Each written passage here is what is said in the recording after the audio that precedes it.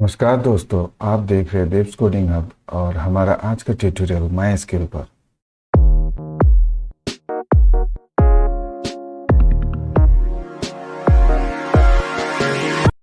चलिए जान लेते हैं क्या है माई स्किल। माई स्किल है एक RDBMS सॉफ्टवेयर। RDBMS मतलब relational database management system. RDBMS software से हम लोग कंप्यूटर बेस्ड डेटाबेस को मैनेज कर सकते हैं बड़ी आसानी से। तो आज वही सीखेंगे हम लोग थ्रू माई स्किल। चलिए देख लेते हैं माई स्किल को टाइमलाइन पर।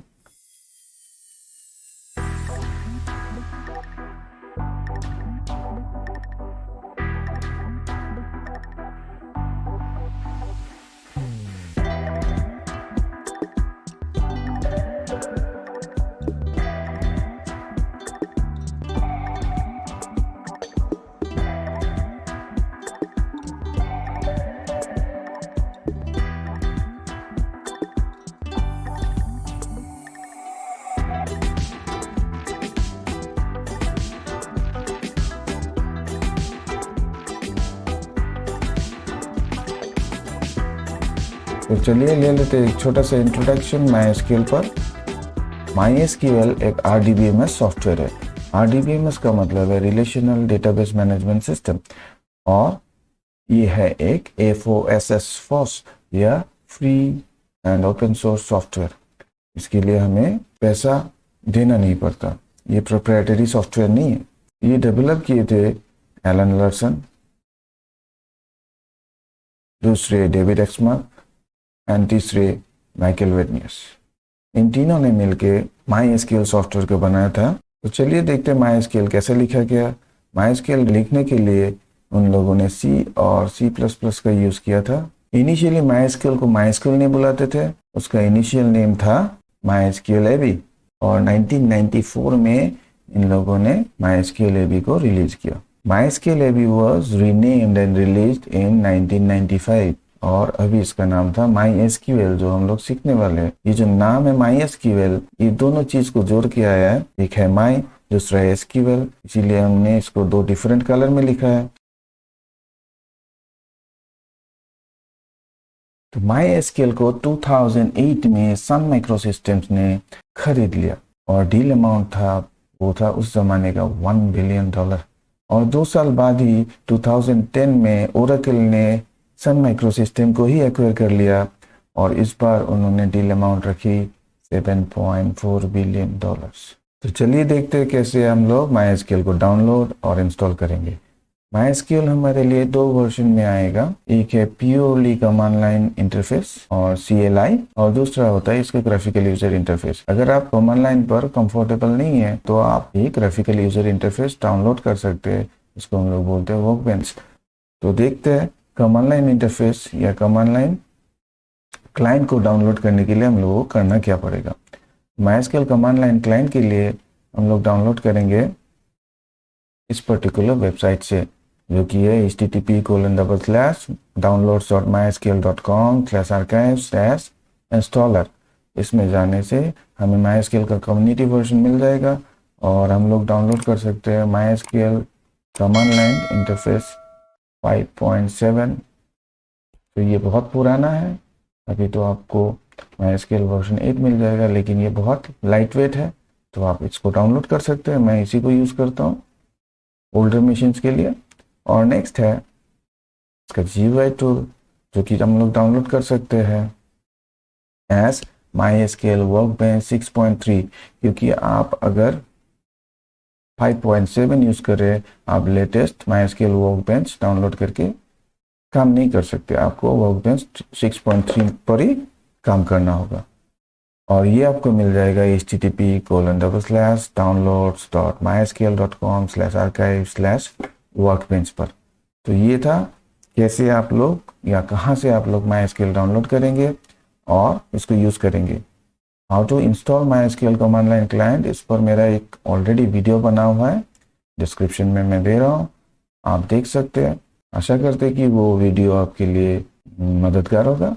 तो चलिए आगे बढ़ते हैं और देखते हैं ओवरव्यू ऑफ एसक्यूएल। जैसे मैंने ऑलरेडी बोला कि एसक्यूएल का फुल फॉर्म है स्ट्रक्चर्ड क्वेरी लैंग्वेज। इसको इनिशियली सीक्वल बोला जाता था, सीक्वेंशियल इंग्लिश क्वेरी लैंग्वेज। एक 4th जनरेशन लैंग्वेज है या 4GL है, जिसमें हम लोग कमांड्स बिल्कुल इंग्लिश लैंग्वेज जैसे लिखते हैं। और एसक्यूएल को एक स्टैंडर्ड लैंग्वेज माना गया है रिलेशनल डेटाबेस मैनेजमेंट सिस्टम को मैनेज करने के लिए। कोई भी रिलेशनल डेटाबेस मैनेजमेंट हो, जैसे MySQL, MS Access, Oracle, Sybase, PostgreSQL, Microsoft SQL server, सभी SQL को ही यूज करते हैं as the standard database language. तो चलिए देखते हैं SQL कमांड्स के टाइप। तो SQL कमांड्स को हम लोग बेसिकली 5 कैटेगरी में डिवाइड करते हैं। पहला है DDL। DDL का फुल फॉर्म है डेटा डेफिनेशन लैंग्वेज। इससे हम लोग सारे डेटाबेस स्ट्रक्चर को डिफाइन कर सकते हैं या उसको मॉडिफाई कर सकते हैं। 2 कमांड का एग्जांपल मैं दे रहा हूँ, एक है क्रिएट, एक है ऑल्टर। क्रिएट से हम लोग नया डेटाबेस बना सकते हैं या टेबल बना सकते हैं या कोई भी डेटाबेस ऑब्जेक्ट बना सकते हैं, और ऑल्टर से हम लोग उसको मॉडिफाई कर सकते हैं। नेक्स्ट कैटेगरी है DML। DML का फुल फॉर्म है डेटा मैनिपुलेशन लैंग्वेज। और 2 कमांड्स जो DML में हम लोग यूज करते हैं वो है अपडेट और डिलीट। इनके अलावा भी बहुत सारे कमांड्स हैं, हम लोग देखेंगे आगे। तीसरा आता है DCL। DCL stands for data control language. ये डेटा को कंट्रोल कर सकता है, किस यूजर को कितना राइट्स दिया जाए और उसका राइट्स रिवोक भी किया जाए। तो ये सारे कमांड्स काम आते हैं, जैसे grant, revoke. Grant rights allow करने के लिए होता है, रिवोक उसको विड्रॉ करने के लिए होता है। नेक्स्ट कैटेगरी आ जाएगा DQL। इसको हम लोग बोलते हैं डेटा क्वेरी लैंग्वेज, और इसमें हम लोग सिलेक्ट, शो, ये सब कमांड यूज करते हैं। लास्ट वाला आ गया हमारा TCL और ट्रांजैक्शन कंट्रोल लैंग्वेज। इसमें कमिट, रोल बैक, ये सारे कमांड्स होते हैं। आगे अगर हम लोग सीखेंगे MySQL को ठीक से तो ये सब भी जानेंगे। तो डेटाबेस को समझने के लिए मेरा एक ऑलरेडी वीडियो है, और उसके जो प्रिलिमिनरी कॉन्सेप्ट है उसके लिए भी एक वीडियो ऑलरेडी दिया हुआ है। मैं डिस्क्रिप्शन में लिंक दे दूंगा, आप लोग जरूर देखिए अगर आप लोग नए हैं। और अगर ये कॉन्सेप्ट पहले से जानते हैं कि इन्फॉर्मेशन क्या है, डेटा क्या है, टपल क्या है, प्राइमरी की क्या है, उनकी एट्रीब्यूट क्या है, तो आप कंटिन्यू कर सकते हैं। और डेटाबेस ऑब्जेक्ट्स के बारे में थोड़ा जान लेते हैं। MySQL में या कोई भी RDBMS में डेटाबेस सिर्फ एक नाम ही होता है, और इसके अंदर हम लोग क्या स्टोर करते हैं, डेटा स्टोर करते हैं in term of database objects. और इसको मैनिपुलेट करने के लिए भी अलग अलग डेटाबेस ऑब्जेक्ट्स को हम लोग यूज करते हैं। तो देख लेते हैं हम लोग। एक डेटाबेस RDBMS में बहुत सारे डेटाबेस ऑब्जेक्ट्स का कलेक्शन होता है। जैसे MySQL में हम लोग सोच सकते हैं कि ये tables, views, stores, procedures, triggers, event, इन सब के कलेक्शन से बनता है। तो प्राइमरी ऑब्जेक्ट जो है यहाँ वो है टेबल, क्योंकि टेबल में ही हम लोग डेटा स्टोर करते हैं। नाउ टेबल क्या है, टेबल को हम लोग थोड़ा सा नटशेल में समझ लेते हैं। टेबल एक रो एंड कॉलम मैट्रिक्स में डेटा स्टोर करने वाला फॉर्मेट है। यहाँ हम लोग कॉलम हेडिंग्स रखते हैं जो कि बताता है कि उसके नीचे क्या डेटा स्टोर होने वाला है, और एक एक रो उस पर्टिकुलर टॉपिक के बारे में एक एक रिकॉर्ड स्टोर करता है या one set of information store करता है। तो चलिए आगे बढ़ते हैं और देख लेते हैं एक टेबल का स्ट्रक्चर जो हम लोग बेस के हिसाब से यूज करेंगे या बेस टेबल के हिसाब से यूज करेंगे, जिस पर हम लोग क्वेरी करेंगे या MySQL कमांड्स डालेंगे। तो जो हमारा टेबल बनेगा उसका नाम है पेशेंट्स, और इसके लिए हम लोग एक डेटाबेस बनाएंगे जिसका नाम है हॉस्पिटल। तो पहले हम लोग डेटाबेस बनाएंगे MySQL में, इसका नाम होगा हॉस्पिटल। उसमें एक टेबल बनाएंगे जो कि डेटा स्टोर करेगा सारे पेशेंट्स का, और उसका नाम होगा पेशेंट्स टेबल। तो इसमें ये जो हमें कॉलम हेडिंग दिख रहे हैं, इनको ही हम लोग एट्रीब्यूट या फील्ड बोलते हैं। जैसे patient number denoted by P_number, P_name for patient name, P_age for patient age, DPT for department. उसके बाद date of admission as date_of_ADM, then charges और 6। तो इस टेबल में हम लोग 10 डेटा भी फीड करेंगे। तो ये 10 डेटा फीड करने के लिए सबसे पहले जरूरी है हमारा टेबल का स्ट्रक्चर बनना। टेबल का स्ट्रक्चर जो दिख रहा है उसमें हम लोग बनाएंगे ये सारे फील्ड्स, और ये जो नीचे डेटा है यही हमें बता देगा कि इसका डेटा टाइप मुझे क्या करना है। तो चलिए देखेंगे हम लोग ये टेबल कैसे बनाते हैं। तो चलिए देख लेते हैं। पहला SQL कमांड जो हम लोग यूज करेंगे वो है displaying the list of available database. ये जो डेटाबेस मैंने बोला है हॉस्पिटल, ये बनाने के लिए हमें सबसे पहले जानना जरूरी है ये हॉस्पिटल डेटाबेस पहले से है कि नहीं। अगर है तो ये डेटाबेस हम लोग बना नहीं पाएंगे। तो इसके लिए हम लोग जो डेटाबेसेस है तो जो लिस्ट है वो डिस्प्ले कर सकते हैं। जब MySQL इंस्टॉल करते हैं जनरली 4 डेटाबेस स्टोर होता है इसमें ऑटोमेटिकली। एक है इंफॉर्मेशन स्कीमा, दूसरा है परफॉर्मेंस स्कीमा, तीसरा है माइस्क्ल, चौथा है टेस्ट। तो हम लोग अपने लिए भी डेटाबेस बना सकते हैं। तो जैसे जैसे डेटाबेस बनाते जाते हैं ये लिस्ट बड़ा होता जाता है। तो displaying the list of available database, ये पहला एसक्यूएल कमांड होगा हमारा। इसके लिए हम लोग शो डेटाबेसेस कमांड यूज करेंगे। शो डेटाबेसेस का मतलब है हमको दिखाइए कि MySQL RDBMS जो सॉफ्टवेयर है इसमें हम लोगों ने कितने डेटाबेसेस स्टोर करके रखे हैं।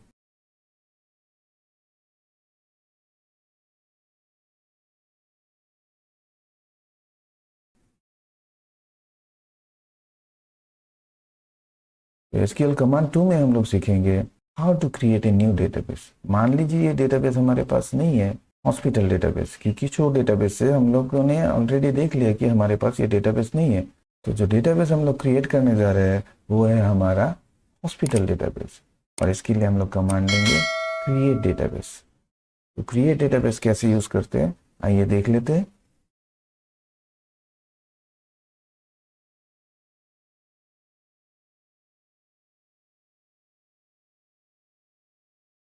क्योंकि हम लोगों ने डेटाबेस क्रिएट कर लिया, अभी हम लोग जो एसक्यूएल कमांड पहला कमांड था हमारा कमांड 1, उसको रिपीट करते हैं। देखते हैं शो डेटाबेसेस करके ये हमारा जो डेटाबेस हॉस्पिटल के लिए कमांड दिया मैंने क्रिएट डेटाबेस हॉस्पिटल, वो सक्सेसफुल हुआ है कि नहीं। मैसेज में तो हमें दिख रहा है लेकिन हम लोग वेरीफाई करना चाहते हैं।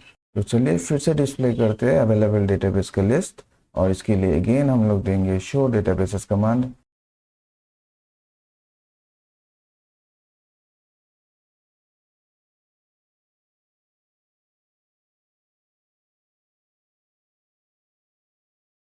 नेक्स्ट हमारा जो कमांड आता है वो है एसक्यूएल कमांड 3, और इसमें हम लोग क्या करेंगे, इसमें हम लोग देखेंगे कि हमारा एक्टिव डेटाबेस कौन सा है। तो what is active database? Active database एक ऐसा डेटाबेस है जो कि हम लोगों ने काम के लिए सिलेक्ट कर लिया। क्योंकि MySQL में जब हम लोग टेबल बनाएंगे जो कि डेटाबेस के अंदर एक ऑब्जेक्ट होता है, वो किसी ना किसी डेटाबेस में तो जाना ही है। तो हम लोगों ने डेटाबेस तो क्रिएट कर लिया, लेकिन क्या ये डेटाबेस एक्टिव है? एक्टिव मतलब ये क्या ओपन है काम करने के लिए? क्योंकि हमारे पास बहुत सारे डेटाबेस होते हैं MySQL में। जैसे हम लोग अगर शो डेटाबेसेस कमांड दिए थे, आप लोग याद कर सकते हैं कि उसमें बहुत सारे डेटाबेस का लिस्ट आया था। इनमें किसमें स्टोर करें इस टेबल को, किसमें इस टेबल को बनाए? MySQL बिना बताए तो समझ नहीं पाएगा कि किस डेटाबेस के अंदर ये टेबल बनाना है। इसीलिए किसी न किसी डेटाबेस को हमें एक्टिव करना होगा। तो सबसे पहले देख लेते हैं कि कोई एक्टिव डेटाबेस है भी या नहीं। तो इसके लिए हम लोग कमांड देंगे सिलेक्ट डेटाबेस और फंक्शन साइन। इस कमांड से क्या होता है, कोई डेटाबेस अगर एक्टिव है या सिलेक्टेड है ऑपरेशन के लिए, उसका नाम आ जाए। और अगर कोई एक्टिव डेटाबेस नहीं है, ये क्वेरी हमें नल NULL नल रिटर्न करेगा, मतलब कोई डेटाबेस सिलेक्टेड नहीं है।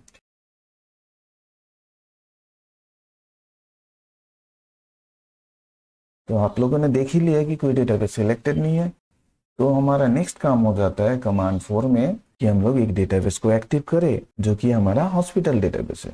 तो इसके लिए हम लोग कमांड यूज करेंगे यूज। यूज कमांड से क्या होता है, हम लोग किसी भी डेटाबेस का नाम इसके बाद डाले और सेमीकोलन दे और एंटर करें या एग्जीक्यूट करें इस कमांड को, तो ये एक पर्टिकुलर डेटाबेस जिसका नाम हम लोगों ने यूज के बाद दिया है उसको एक्टिव बना देता है। तो चलिए एक्टिव बना लेते हैं हमारे डेटाबेस को जो है हॉस्पिटल डेटाबेस।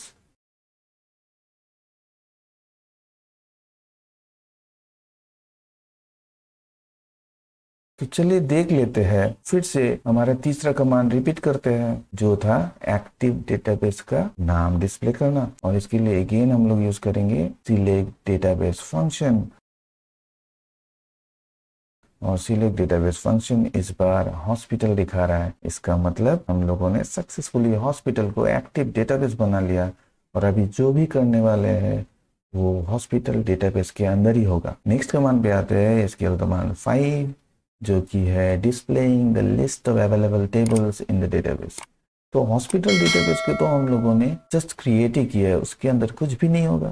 क्योंकि एक बैग अगर आप बाजार से खरीदते हैं में तो कुछ नहीं होता है, वो खाली होता है। तो ये प्रूव कर लेते हैं। उसके लिए कमांड है जिसको बोलते हैं शो टेबल्स।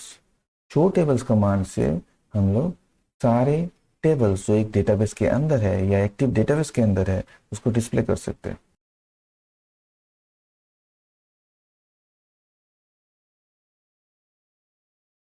होप आपको समझ में आ गया होगा कि इस डेटाबेस में कोई भी टेबल नहीं है।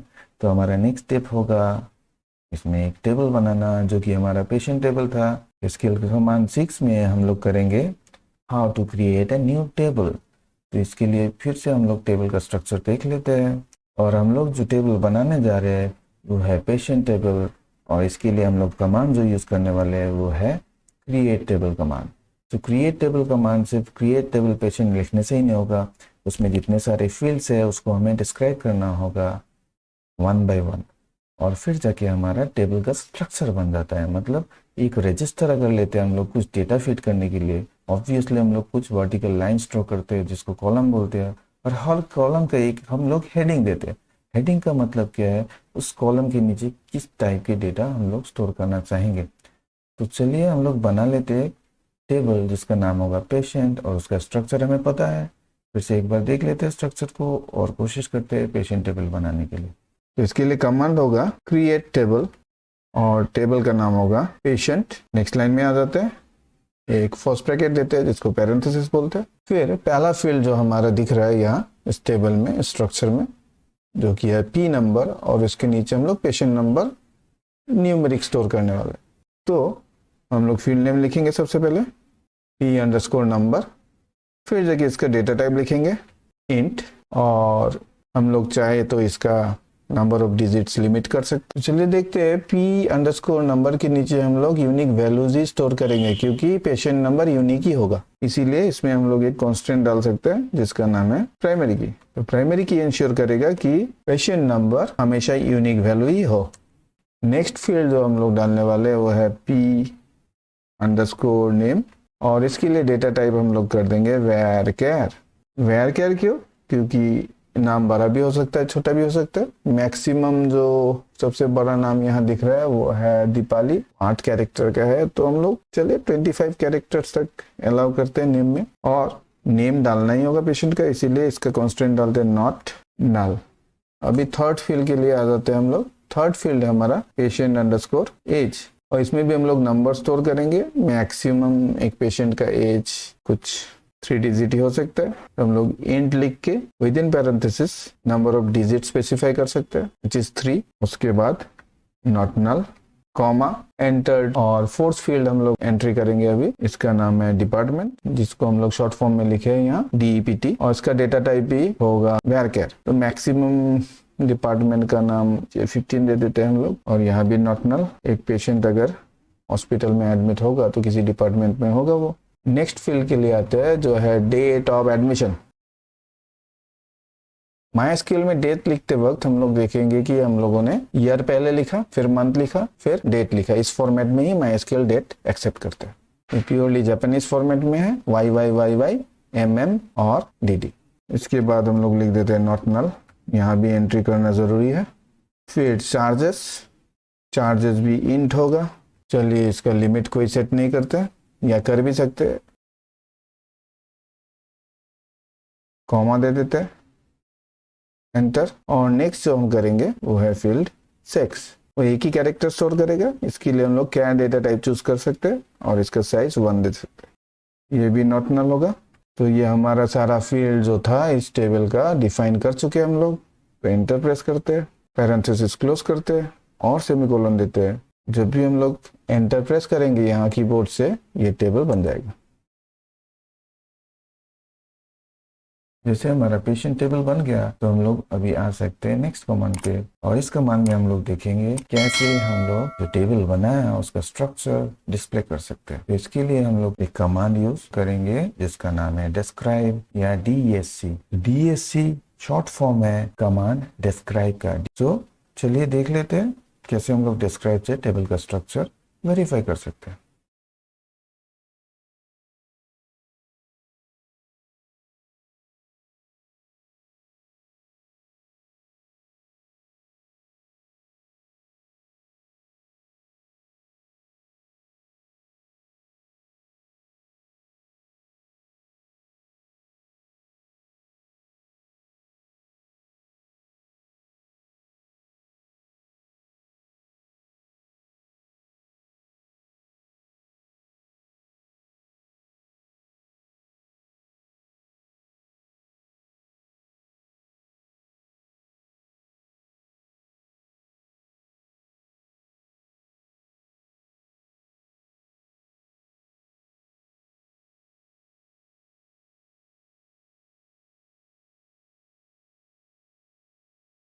नेक्स्ट हमारा कमांड आएगा एसक्यूएल कमांड 8।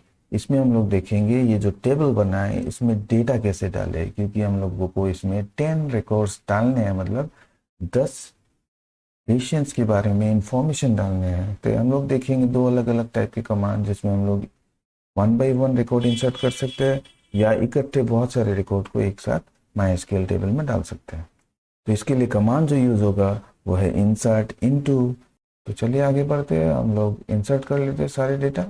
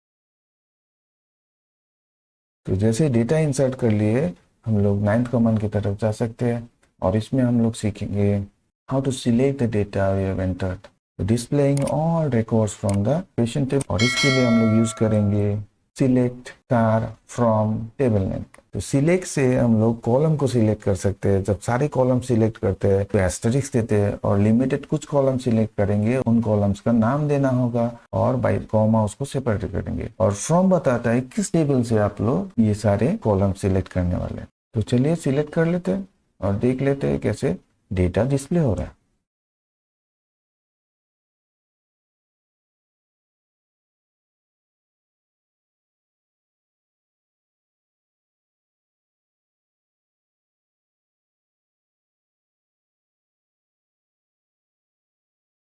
तो चलिए देख लेते हैं कमांड नंबर 10, और इसमें हम लोग कुछ लिमिटेड फील्ड सिलेक्ट करके दिखाएंगे इस पेशेंट टेबल से। तो चलिए देख लेते हैं हमारा क्वेरी का क्वेश्चन क्या है। क्वेश्चन है display patient number, patient name, department and date of admission of all patients. मतलब हम पेशेंट के बारे में जानना तो चाहते हैं, लेकिन सिर्फ 4 इंफॉर्मेशन हमें चाहिए, मतलब 4 कॉलम चाहिए। तो सिलेक्ट बेसिकली क्या होता है, ये कॉलम सिलेक्टर होता है। इसे हम लोग रो सिलेक्ट नहीं करते, रो तो ऑटोमेटिकली सिलेक्ट होके आता है। तो हर रो के लिए कौन सा कॉलम का वैल्यू दिखाएंगे हम लोग। तो ये है पहला पेशेंट नंबर, दूसरा पेशेंट नेम, तीसरा डिपार्टमेंट, चौथा डेट ऑफ एडमिशन। तो चलिए देख लेते हैं इसके लिए हम लोग क्या कमांड यूज करेंगे। इसके लिए हम लोग करेंगे select column 1 column 2 column 3 like this. हमारे पास 4 कॉलम से हम लोग 4 कॉलम के लिए लिखेंगे। उसके बाद फ्रॉम टेबल नेम पेशेंट।